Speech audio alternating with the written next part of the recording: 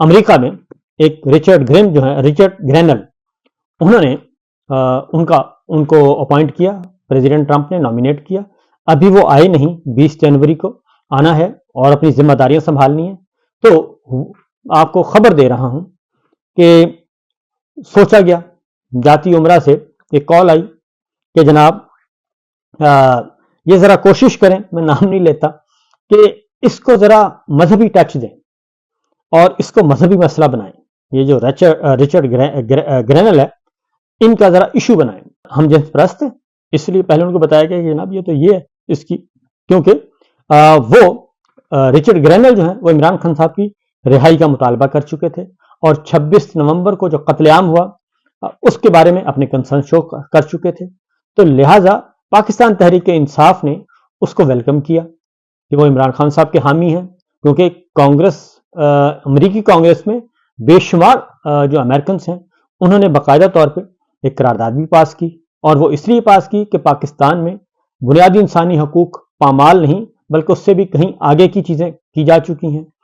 تو اس لیے یہ سب کچھ کیا گیا. تو برطانوی پارلیمنٹ سے بھی آوازیں اٹھ رہی ہیں، اور وہاں سے بھی آوازیں آ رہی ہیں، امریکن کانگریس سے بھی آ رہی ہیں، ہر جگہ سے آ رہی ہیں، اقوام متحدہ سے اٹھ رہی ہیں. اور یہ سب کچھ اس لیے ہو رہی ہیں کہ جو کچھ پاکستان میں یہ کر رہے ہیں پچھلے کچھ عرصے سے. تو بہرحال ہوا یہ کہ انہوں نے کہا گیا جی کہ ذرا اس پہ بنائیں آپ. جیو کو کہا گیا جی، مریم صاحبہ کی آئی کال، اور کال یقیناً آئی ہوگی. تو انہوں نے کال آئی تو انہوں نے کہا جی اس کا ذرا تھوڑا سا دیں جی، مذہبی ٹچ بنائیں. تو مذہبی ٹچ انہوں نے کہا ابھی بنا دیتے ہیں. انہوں نے اس کو ٹوسٹ کیا اسٹوری کو، اور وہ کر دیا. اس کے بعد دوبارہ پھر یہ ہوا کہ اسٹوری دوبارہ سے ڈیلیٹ کی گئی، اور اس کے بعد اس کو کر دیا گیا. پھر آگے چلتے ہیں. آگے جناب انہوں نے کہا اسٹوری تبدیل کرنے کے بعد جب خبر لگائی کہ تو اس کے بعد رچرڈ گرینل نے ایک ٹویٹ کیا. اس کے بعد پھر آ جاتے ہیں ریان گریم. انہوں نے کہا کہ یہ اصل میں پاکستان کی جو فوج ہے وہ خوش نہیں ہے ٹرمپ نے جو اپوائنٹ کیا ہے رچرڈ گرینل کو، اور اس لیے وہ اس لیے خوش نہیں ہے کہ وہ عمران خان صاحب جو جیل میں ہیں اس کو وہ اپوز کر رہے ہیں، اس لیے خوش نہیں ہے. تو یہ چیزیں آ رہی ہیں، اور یہ پرسنلی آ رہے ہیں، اور پرسنلی انہوں نے رچرڈ گرینل کو ہٹ کرنے کی کوشش کی ہے، اور ان کی ذات پہ حملہ کرنے کی کوشش کی ہے، کیونکہ پاکستانی معاشرے میں ظاہر ہے یہ چیز نہیں چلتی. تو اس کے بعد ریان گریم نے ایک اور ٹویٹ کر دی. انہوں نے کہا کہ جناب یہ تو یو ایس ایڈ پہ چلتے ہیں، اور یہ تو یو ایس فنڈڈ ہے سارا کچھ، اور اس پہ انہوں نے کہا کہ جناب اب یہ نہیں چلے گا. رچرڈ گرینل نے کہا اب یہ نہیں چلے گا، اور انہوں نے کہا ناٹ فار لانگ. ٹھیک ہے جی. اس کے بعد ایک اور سپورٹ آتی ہے، اور وہ ہے جسٹس سسٹم سپورٹر کی طرف سے. انہوں نے کہا کہ جی آپ کا جو یہ رچرڈ گرینل کا جو ہے ٹویٹ، یہ تو ملینز آف پاکستانی جو ہیں وہ وہاں تک پہنچ چکا ہے، اور یہ تو بہت بڑی سپورٹ کر رہے ہیں پاکستان کے عوام. انہوں نے رچرڈ گرینل نے اس کو ری پوسٹ کیا. اس کے بعد پھر دوبارہ سے جو ہوا کہ رچرڈ گرینل نے اس ٹویٹ کو دوبارہ ری پوسٹ کیا، جس میں انہوں نے کہا تھا کہ آئی ول سے it again free Imran Khan. انہوں نے اس کو دوبارہ کر دیا، ری ٹویٹ کر دیا، یعنی کہ اپنی ہی پوسٹ کو ری پوسٹ کر دیا. اور اب تک جو ہے وہ تقریباً 8 ملین لوگوں تک وہ پہنچ چکی ہے، اور ٹاپ ٹرینڈ میں اس وقت شامل ہے رچرڈ گرینل کا یہ ٹویٹ. اس کے بعد ہوتا یہ ہے جناب مزید آگے کہ پھر آتے ہیں ایک اور آتے ہیں جی جیک پوسو آتے ہیں. اور جیک پوسو جو ہیں وہ بھی ہیں سینئر ایڈیٹر ہیں، جرنلسٹ ہیں. وہ آتے ہیں اور وہ بھی اپنا اس میں حصہ ڈالتے ہیں. اور اس کے بعد پھر نیکسٹ آتے ہیں جناب ایک ایکس کانگریس مین میٹ آتے ہیں، اور وہ بھی فری عمران خان کا جو ہے وہ ٹیگ کرتے ہیں رچرڈ گرینل کے ٹویٹ کو، اور وہ بھی کہتے ہیں فری عمران خان، اور اس کو بعد پھر رچرڈ گرینل اس کو ری پوسٹ کرتے ہیں. اب یہ ساری صورتحال پچھلے 48 گھنٹے سے چل رہی ہے. اب آگے بڑھتے ہیں کہ اس کے پاکستان کے اندر کیا اثرات مرتب ہو رہے ہیں. پاکستان کے اندر یہ اثرات مرتب ہوئے کہ جب یہ ساری چیزیں دیکھیں کہ یہ تو ہم نے خود ہی، ہمارے ناہنجار لوگوں نے خود ہی اس کو عالمی مسئلہ بنا لیا، اور प्रेसिडेंट ट्रंप के जो काबीना के अहम तरीन लोग हैं उनसे पंगा ले लिया, और ये लड़ाई जो है अब इमरान खान और पाकिस्तान तहरीक इंसाफ की लड़ाई हमारे साथ थी, अब ये लड़ाई हमारी बराह रास्त उनसे शुरू हो चुकी है। लिहाजा उसके बाद फिर कुछ क्या कहना चाहिए जी कि चीज़ों को बेहतर करने के लिए एक और काम करने की कोशिश की गई। फिर कुछ सहाफ़ियों को जो सरकारी दानिश्वर हैं, जो सरकारी सच और सरकारी झूठ बोलते हैं, उनको कहा गया कि ज़रा अब थोड़ा सा मामला को संभालें। जब बात हुई ना जी इमदाद बंद होने के बाद तो मामला और भी ख़राब हो गया, क्योंकि पैसे के पीछे तो आपको मालूम है कि जान जाती है, और धंधे के लिए तो सारा कुछ किया जाता है, क्योंकि असूल तो है नहीं। और लिहाजा उसके बाद अब बड़े बड़े जर्नलिस्ट जो हैं वो इमरान खान साहब की पाकिस्तान तहरीक इंसाफ की हमायत में निकल आए हैं, और निकल कर वो बड़े बड़े ट्वीट कर रहे हैं, और बड़े बड़े ट्वीट करके कह रहे हैं कि जनाब अब इमरान खान को इग्नोर नहीं किया जा सकता।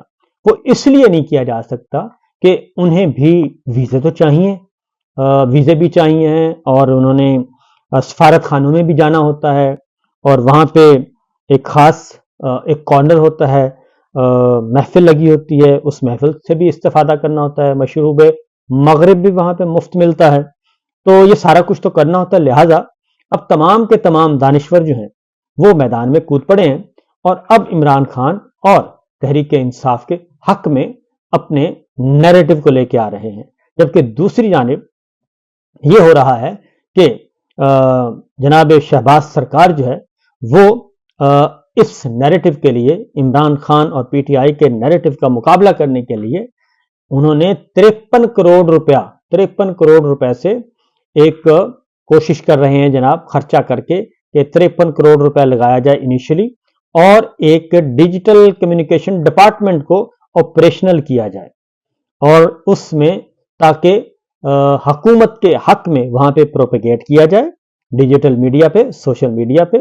और बज़ाहिर तो इसको कहा जा रहा कौमी सलामती, नहीं, कौमी सलामती के लिए नहीं है, यह ज़ाती सलामती और ज़ाती वक़ार के लिए ये सब कुछ किया जा रहा है।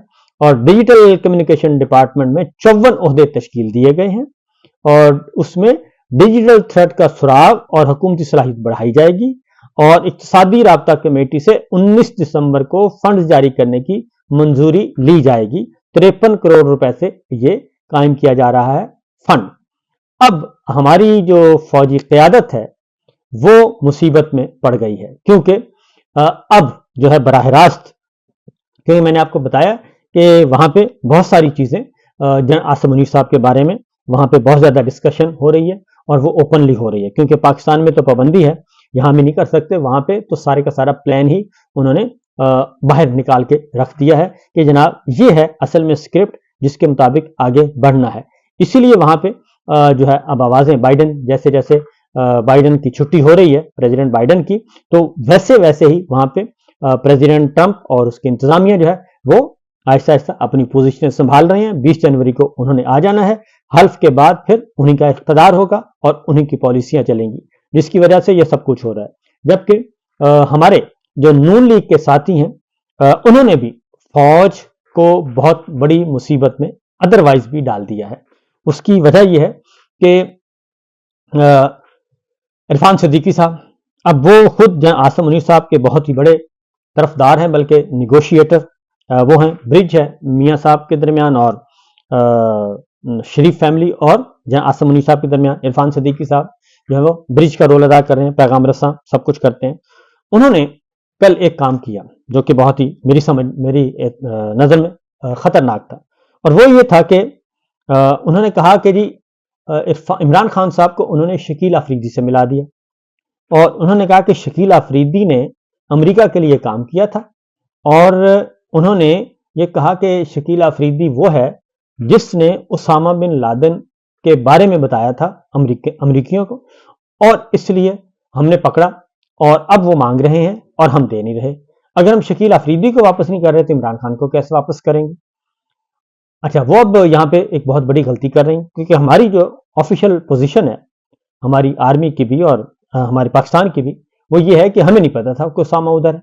ये ऑफिशियल पोजीशन है।